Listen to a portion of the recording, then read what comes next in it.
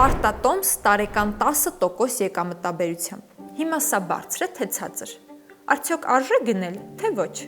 Արի ցույց տամ, թե ինչպես գնահատել պարտատոմսի եկամտաբերությունը։ Առաջին. համեմատիր վերաֆինանսավորման տոկոսադրույքի հետ։ Եթե կենտրոնական բանկի տոկոսադրույքը 8% է, իսկ պարտատոմսը տալիս է 10%, ապա տարբերությունը 2% է։ Սա կարող է լինել նորմալ շահույթ կամ փոխհատուցում ռիսկի համար։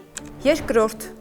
տես ով է թողարկողը եւ ինչքանով է ռիսկային։ Ինչքան ավելի կայացած ու ամուր է թողարկողը, այնքան ռիսկը քիչ է, բայց տրամաբանորեն ցածր է նաեւ եկամտաբերությունը։ Ամենահուսալին համարվում են պետական պարտատոմսերը, բանկերի կողմից թողարկվող պարտատոմսերը, այնուհետև կայացած ընկերությունների կորպորատիվ պարտատոմսերը։ Երրորդ. նայիր ժամկետին։ Հայտնի ճշմարտություն է, այսօրվա փողը ավելի թանկ արժե, քան վաղվանը։ Դրա համար, որքան երկարաժամկետ է պարտատոմսը, այնքան ավելի բարձր տոկոս պետք է առաջարկի։ Չորրորդ. ստուգիր երբ են վճարվում տոկոսագումարները։ Օրինակ, եթե մի պարտատոմսը վճարում է տոկոսները եռամսյակային, իսկ մյուսը տարեկան մեկ անգամ, առաջինը ավելի գրավիչ է։ Էլի որովհետև փողդ ավելի շուտ է ստանում, այսինքն կարող ես կրկին օգտագործել կամ վերաներդնել։ Հինգերորդ. համադրիր այլ պարտատոմսերի հետ։ Ինչպես ցանկացած այլ ապրանք, այստեղ եւս գնի վրա ազդում է մրցակցությունը։ Համեմատիր, միգուցե ավելի լավ տարբերակ գտնես։ 6.